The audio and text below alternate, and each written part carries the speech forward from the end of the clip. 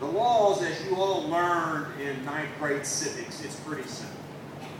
Congress passes the laws, the president executes the laws, and the judges, they kind of rule on whether it's constitutional.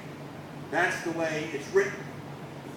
The president has the obligation legally to make sure that he takes care that the laws are faithfully executed, that they are carried out.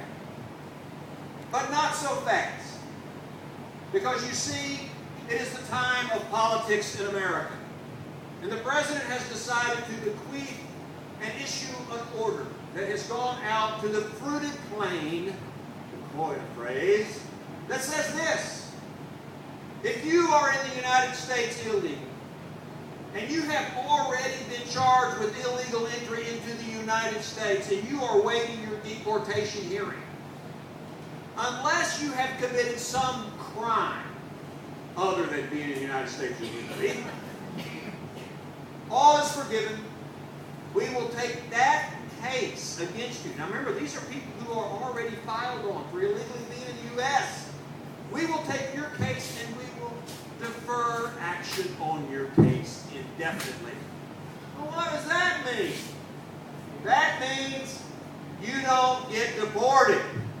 You don't have a hearing. We just postpone it indefinitely, and the only people we're going to get rid of are people who commit crimes other than being in the United States illegal.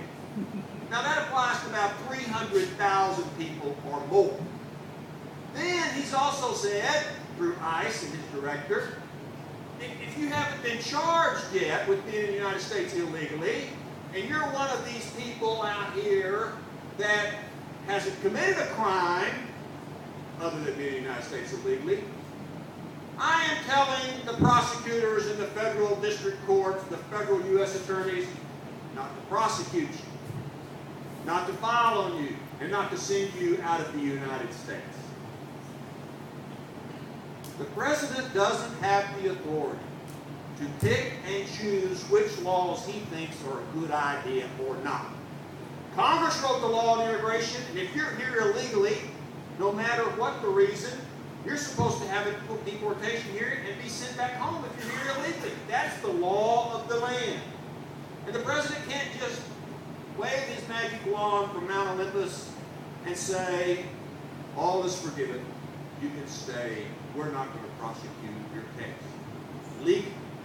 But he has done that. And now we're in a situation where Congress has to do something about it. And require that the President of the United States follow the oath that the President of the United States took to faithfully execute the laws of the land.